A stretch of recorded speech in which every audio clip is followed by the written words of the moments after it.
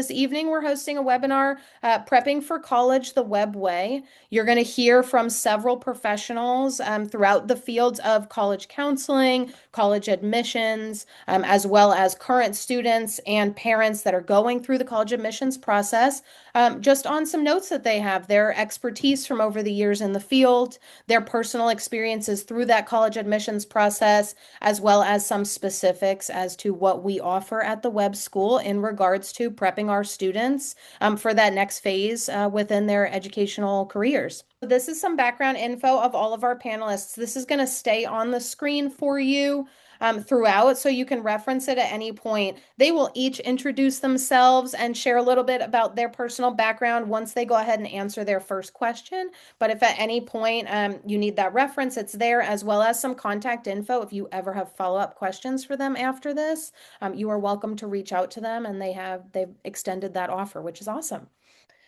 Okay, so we're going to go ahead and just jump right in here. We got our first question, Mr. David Chickatello, who does work at the Webb School. So, Mr. Chickatello, our first question for you is, what can parents and students expect from your office in regards to coordinating college rep visits on campus? Well, I think to start with, the Web School offers a range of visits of college reps, both in state and out of state. And 99% of them are in person. We have some schools who do virtual because they do not visit Tennessee as part of their recruitment.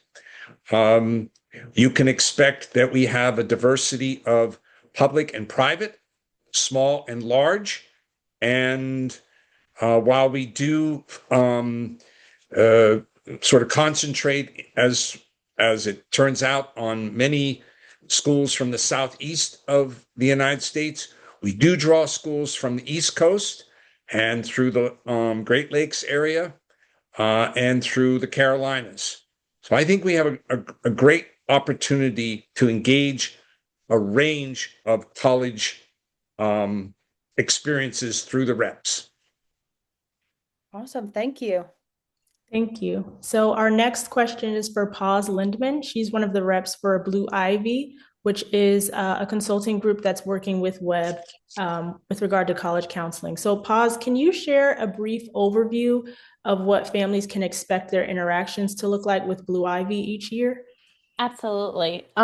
So in ninth grade, and even as early as eighth grade, if you would like, or seventh grade or sixth grade, we can start with just one-on-one meetings on a need-to-meet basis, depending on what you guys have in mind, what your expectations are, what your ideas are, if there's anything that you would like to go over, like for summer programs or anything like that. And then in 10th grade is when we start formal university orientation. And this is a program that I can probably cover more later, but it's really just about the student exploring different careers and different universities. And then in 11th grade is when we start actual application prep. So in the spring of 11th grade is when students can expect that, and they do that throughout 11th grade and 12th grade. Okay, thank you so much. Okay, and this evening we have two different college reps with us tonight. So you're going to hear from both of their perspectives coming from different realms of university as to what they have to say in regards to admissions. So for both of our reps, our first question is just going to be, can you each share what are some things that really stand out when you're reviewing applications from students?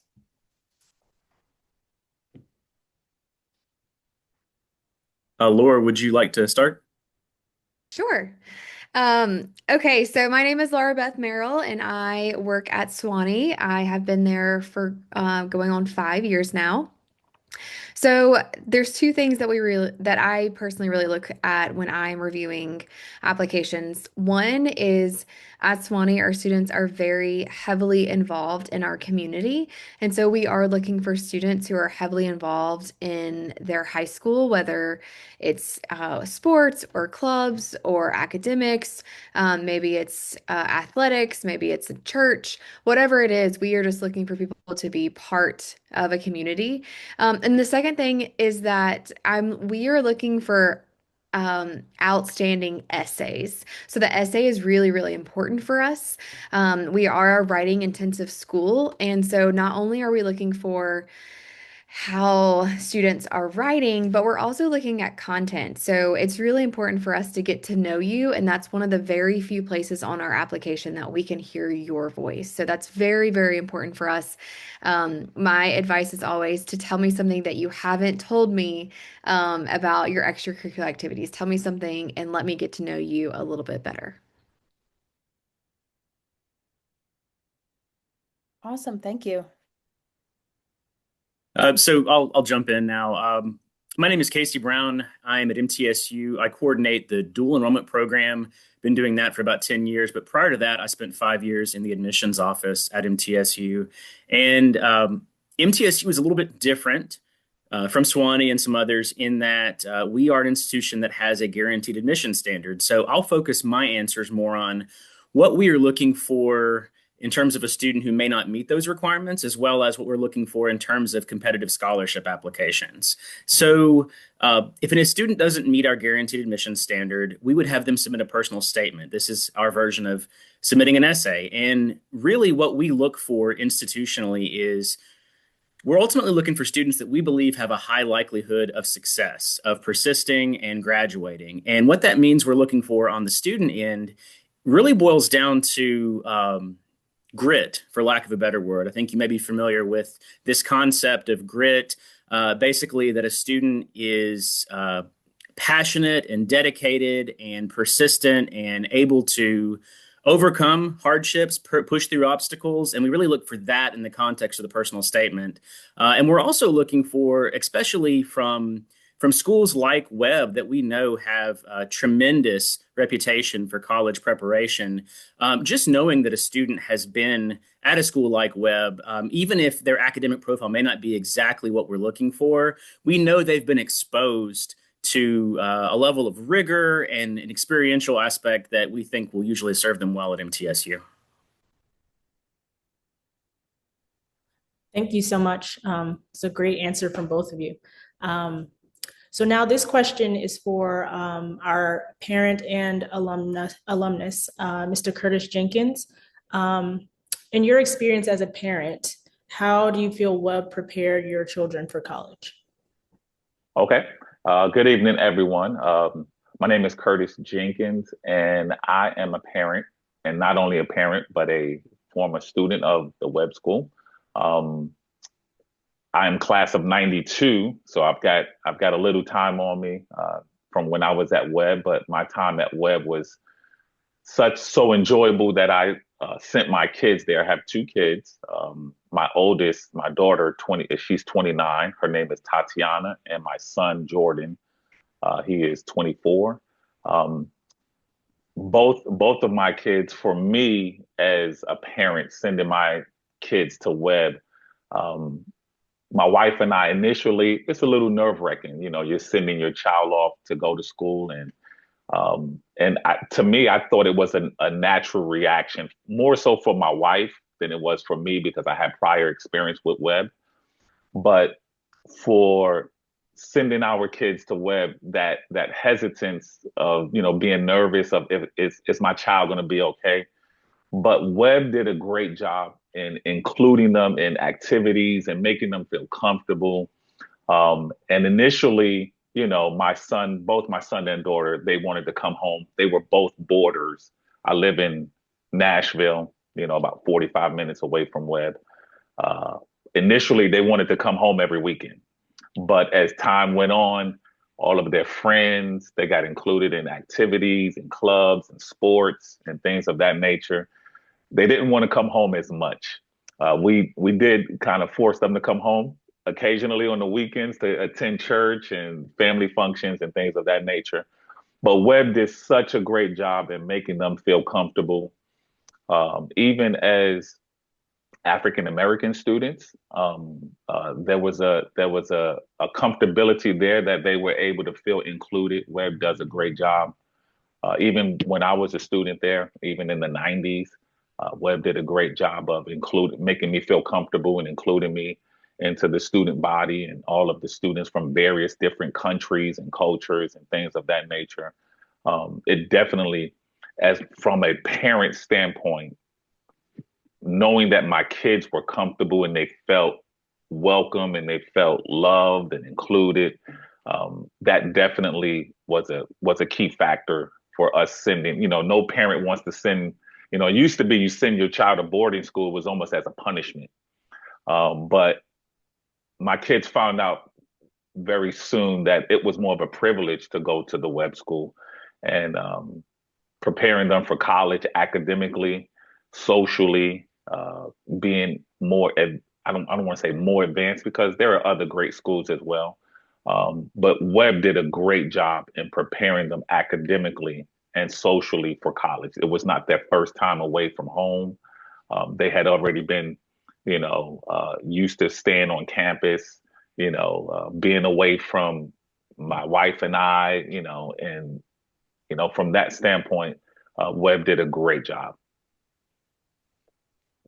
Awesome. That's great to hear. Thank you for I feel like the parent perspective is always the unique perspective that families would love to hear. So thank you for sharing that. Yes. Okay, we're going to come back to pause for a moment here. Would you be able to elaborate on some of the specific offerings that Webb families are going to be receiving from Blue Ivy? Maybe a snapshot as to what it would look like interacting with their Blue Ivy coach, and just anything that you want to add that really highlights that program. Yeah, absolutely. That gives me a chance to elaborate on what I said before. So for the 10th graders, students get their coach already, like they already get their own coach. Our coach to student ratio is we have 3 coaches plus myself working full time for the Webb School. So we have about 20 kids per coach. So sometimes maybe a little bit less, sometimes even like 18. The top that we've ever done is probably around 23 to 25 kids. So they get really a lot of personalized attention from their coach. In 10th grade, when they start meeting, they get to meet an hour per week online for normally about 4 to 6 meetings, depending on how decided or not the student is regarding what they want to study and where. And then once we get to 11th grade, they end up having sessions every week starting from March of 11th grade, and they work through the summer as well. So they end up having probably somewhere like around over 50 hours of time with their coach throughout their high school career. And then I'm also available for meetings anytime. Sometimes I have parents, that want to ask me some other questions, or sometimes I have students that want me to double check an essay. And so I'm always available for that as well. During 10th grade, they also do an interest and aptitudes test and a personality test in order to go through what majors it is that they would like and what schools are the best fit for them. And at the end of that, we give parents a report so that helps them also set up the classes that they will need in 11th and 12th grade, so that they are set up for college, and we are not missing any classes like calculus or anything that we think is important for the student and their major. So that's basically it for students and parents. Thanks, Paz. Just a reminder to everyone who's attending, if you have any questions, feel free to put them in the chat box. We'll get to them toward the end after we've gone through our panelists' questions. So our next question is for Charlotte. How have you as a student used the Blue Ivy partnership? And can you talk about anything specific that you've worked on with your coach over the past year? Yeah, so I really enjoyed Blue Ivy. I am not currently working on anything with my coach because I finished all my applications. But she was extremely helpful, and I met with her on my own, and I also met with her with my mom. And she walked us through the entire process of how to do the Common App. And I didn't end up using it, but that was for personal reasons. But it really did help me figure out how to do each individual application for the schools that I applied to. And she was incredibly helpful in teaching me how to write my essays, because I had written one originally in my English class in 11th grade, and it was an incorrect format, and it wasn't what they were looking for. And so she was able to very effectively explain what schools were looking for. And so that was very helpful. And I definitely felt a lot more confident in my applications after she had been helping me and walking me through things. And she also talked to me a lot about scholarships and tuition and kind of the way that those work and how to apply for those. Awesome. Have you picked a school yet? Not yet. Gotcha. You Three got out of time, four. right? Yes. 3 out of 4 answers. So just waiting on the Oh, last one. awesome. Congrats. Thank you. Okay, okay, we've got another question for Curtis, our alumni and parent. Now that you have completely seen the other side, your kids have gone through that college admissions process. What is some advice that you would share with current families as they are beginning that process on the forefront? Yeah, I would say the biggest advice, and choosing the right college that fit for my child. My daughter, she was more, I would say, comfortable being in a larger school or more, uh, populated school. My son, Jordan, because Webb was a smaller school, he was more comfortable with, the smaller settings, the smaller classrooms.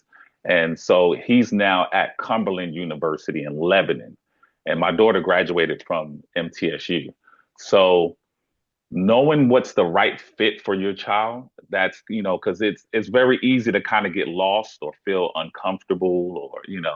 So really just asking your kids and, asking them the right questions on what is the most comfortable situation for them. That was what my wife and I, we had conversations with our kids just to make sure that, um, after Webb finished their job in educating them and strengthening them academically, now it was about being in the best situation and the best school that could continue what, Webb had started to build.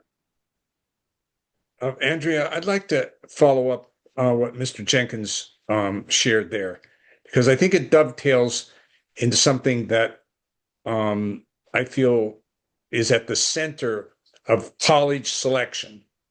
And Ms. Toy knows this as well. And that is, can you answer this question? Do I see myself belonging there? And that's essentially what Mr. Jenkins was talking about. Mm-hmm. And whether it's the smaller campus or the larger one, whether it's program driven, whether it's the extracurriculars, the current generation talks a lot about vibe. Okay, can you feel that vibe when you step on that campus that tracks you and leads you to answering that question? Yes, I can see myself belonging here. Okay.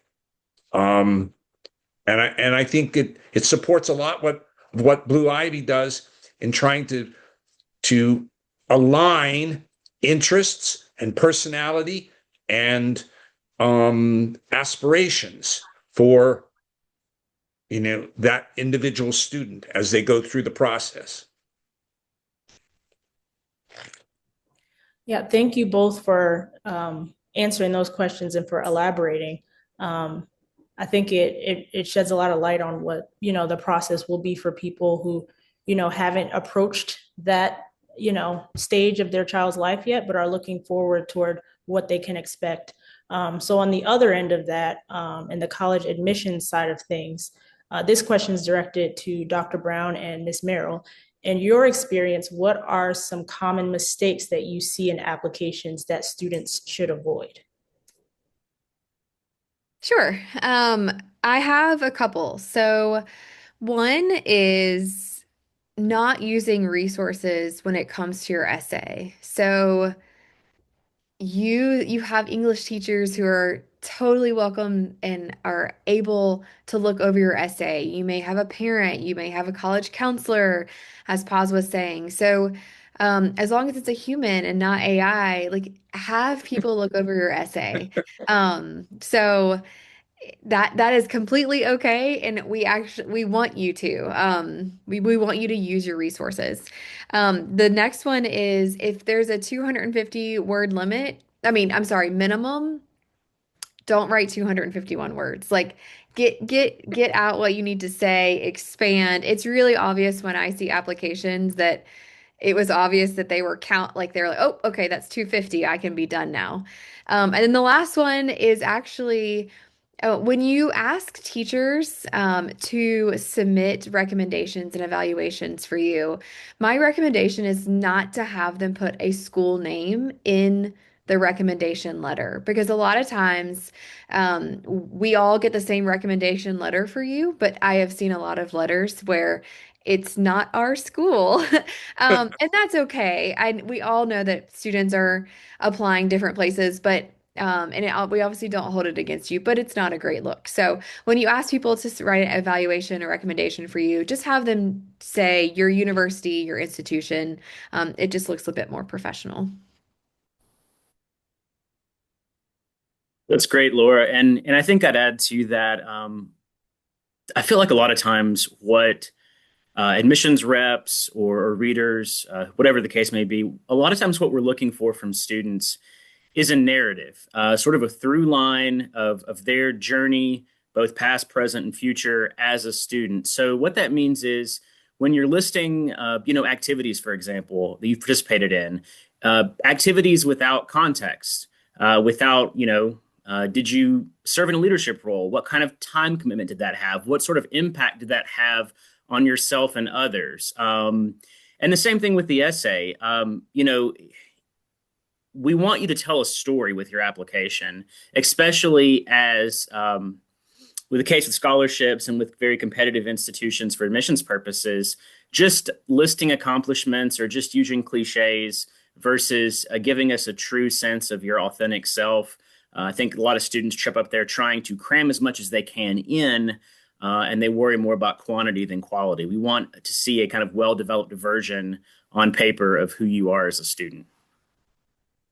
I would like to support both what Casey and Ms. Laura said about recommendations.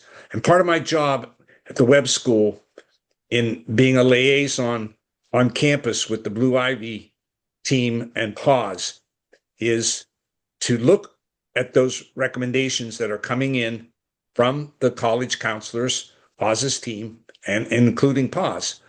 And I have to tell you that it aligns with what both Casey and Laura were sharing, that it is about identifying those particular strengths in that student and sometimes telling a story about that student, not in multiple pages, but it reads like that. Okay, and those recommendations carry the weight in that application decision, and I have to commend the Blue Ivy crew in taking that time, like Charlotte mentioned, and walking them through what matters in an essay, and then from their perspective, how they can support that student in a recommendation. I agree, definitely. And just being very conscious of everything that you're looking to put in that, I think is a big piece of what you're referring to. So, Mr. Chicotel, we're actually going to stick with you for a minute here because our next question is, if you could share, what are some ways that Webb students are receiving a college prep experience outside of just the realm of academics? So the added things that we have on campus that'll prepare students, like Mr. Jenkins was referring to earlier, some of the maybe more social side, and just that added maturity that they will need at that college level. What are some ways that they would receive that at Webb?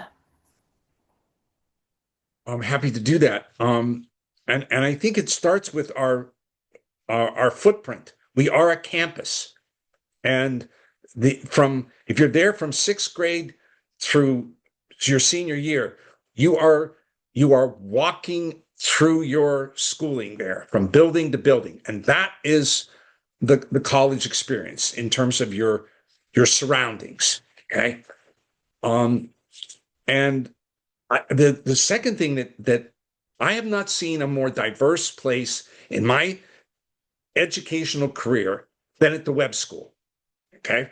And I don't want to tell you how long I've been in education, but it's been a long time. Right. And that diversity of both domestic and international and across ethnicity is just where the student should be, in my view.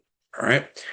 And I think the third thing that I would add is, and Mr. Jenkins mentioned the academic piece, which is certainly there, and Ms. Toy as well.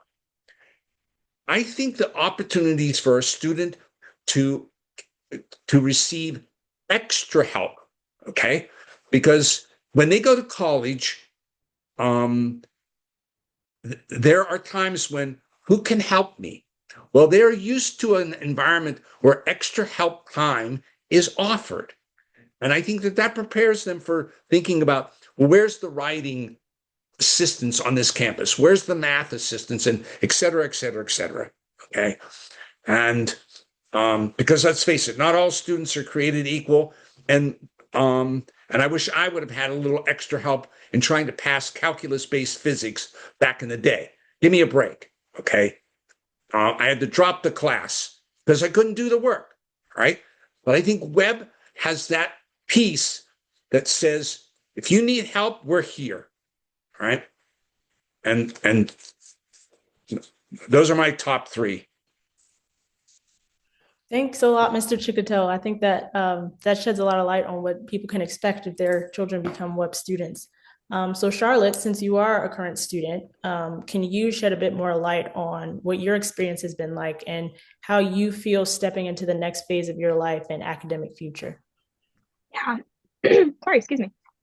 My experience honestly has been fantastic, and I love Webb. I started my freshman year, and I was shy, introverted, would spend lunchtimes in the library, stereotypical, didn't want to talk to anybody. But I joined the cheerleading team and I joined theater, and I found so many wonderful people that have become my best friends. And I definitely feel very prepared for college because I've gained those skills and I know kind of where I belong as a person. And so I kind of know where to seek out those people. And academically, it's definitely prepared me a lot between AP classes and kind of what Mr. Chicatello was talking about of you actually do have to walk across the street to get to some of your classes. And so that's going to be nothing new. And like I said, like he was saying, extra help is fantastic. 30 minutes every single day where you just go, hey, Mr. So-and-so, I need help with this. And they'll help you with it. And definitely time management. We have a lot of free time between off lunch periods and extra help and free periods. And so that's a lot of extra time that you would have in college to make sure you have everything done. And when you do, it's a lot of fun to just relax with your friends and everything. Awesome. We love to hear that. And hopefully it's making you feel really confident and prepared for the school that you end up choosing. So thank you for sharing that. We have one more question for Dr. Brown and Miss Merrill, our college reps. It's kind of a two-parter. First, would you say are there any like specific standouts that you can notice in applications or speaking with students that they have been through a college counseling program at their school versus not? And also what you see as some of the benefits that come from attending a high school that has a full-fledged college counseling program for students.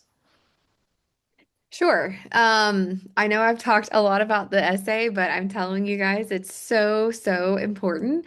And one of the things that I have seen with students coming from a college prep school is that the writing is so much better. It's very clear that students have papers that they have to write and standards they have to hit. And not only is the actual writing better, but the thoughts behind the writing, you can tell that there is brainstorming and there is talking about research, and it is just so much better. So the other piece is that coming from a school with such a small college counseling program ratio. So each of these coaches only have 18 to 22 students.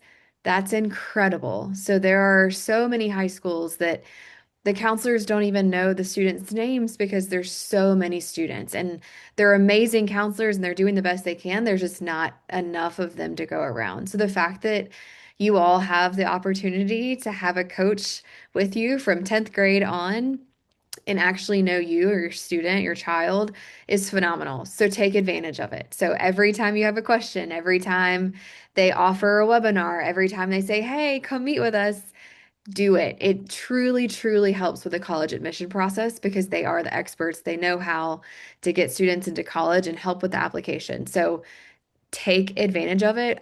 We definitely see the differences between those who do and do not take advantage of college counselors.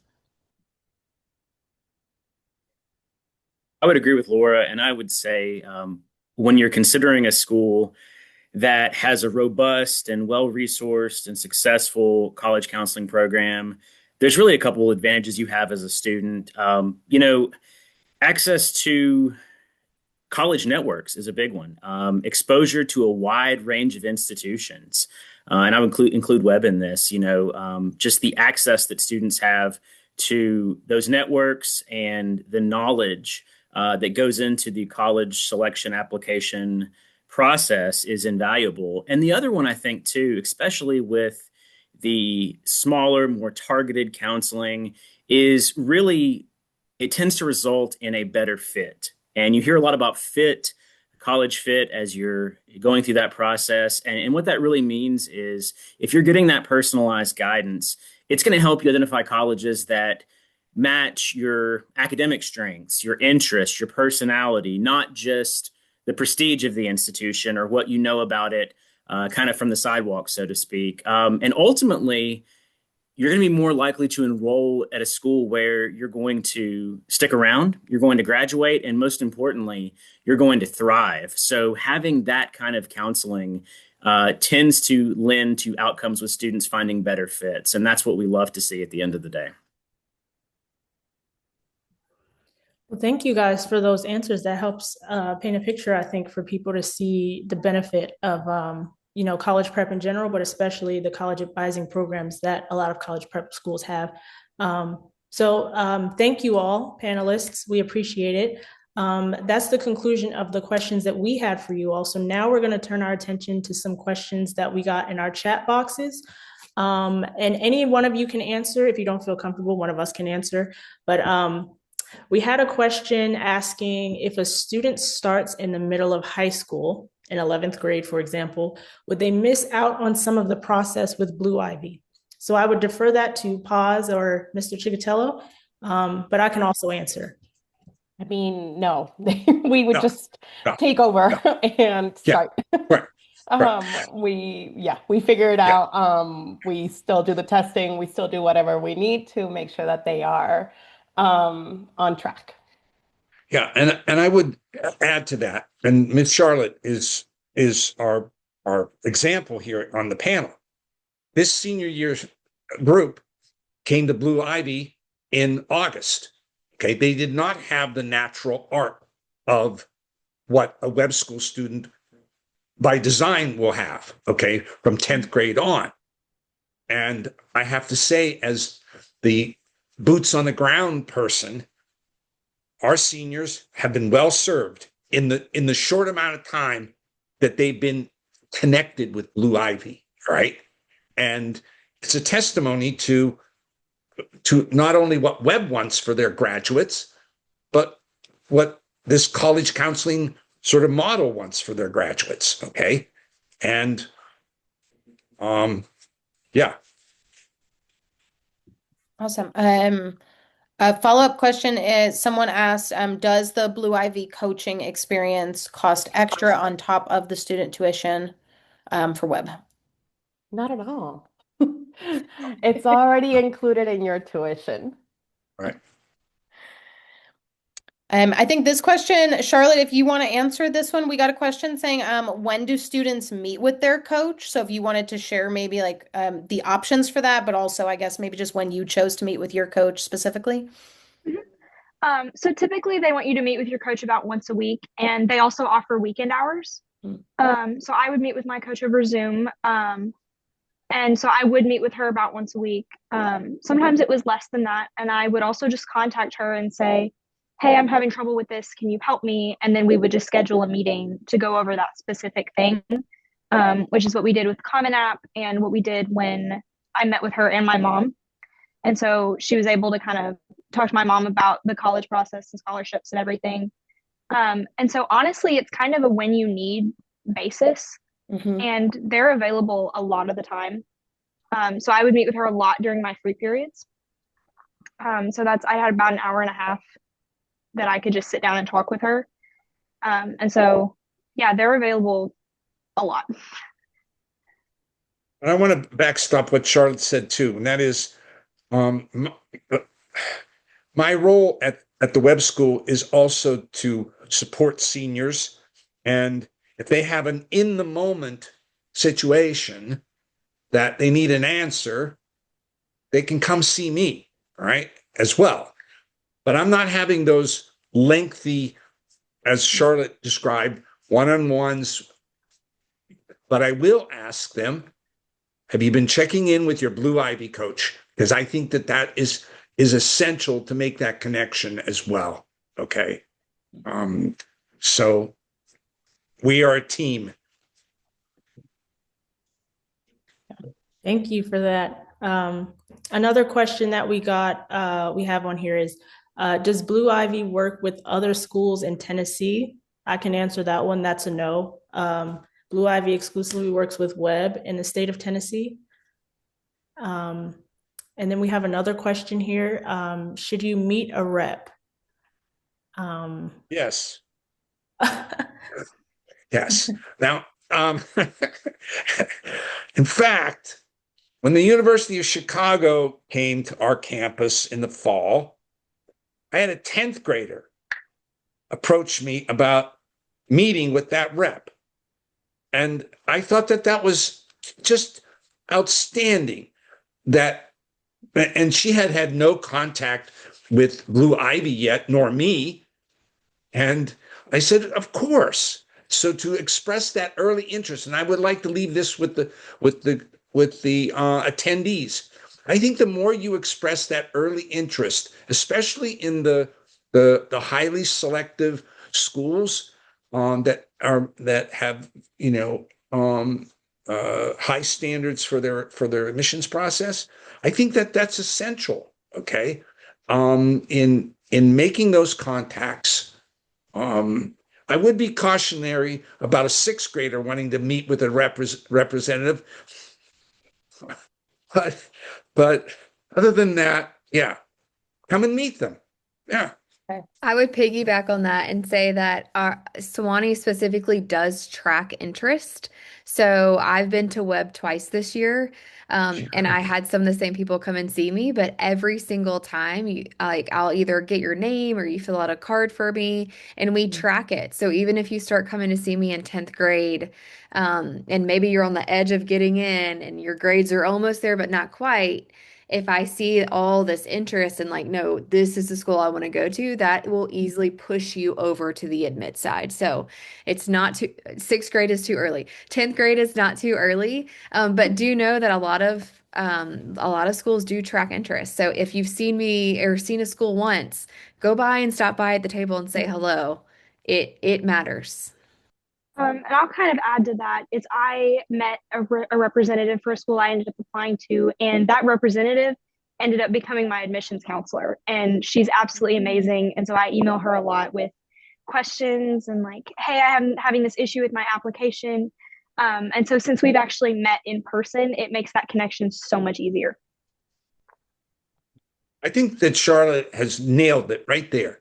It is about relationship building. Relationship building. That's what this has all been about, really. And the Blue Ivy and in creating their college counseling model is about relationship building. And our representatives on the admissions side at the collegiate level are talking about the same thing, right? Mhm. And so it's critical. It's absolutely critical. This concludes our panel. Thank you all for attending, and panelists, thank you all so much for taking the time to be with us this evening. Here's our information, for us, the admissions officers. You'll see Andrea's is at the top and mine is at the bottom. Our next webinar will be on Wednesday, February 4th at 6 p.m. That one is themed around student showcases. So we'll have another panel similar to this, but we'll have representatives from different grades, student-led, and they'll be talking about their different projects, from art to their junior presentations to computer science projects. So it'll be a great opportunity for you to learn more about the students at Webb and the sorts of things that they're interested in. Thank you all again for joining us, and we hope to see you next time. Have a great week.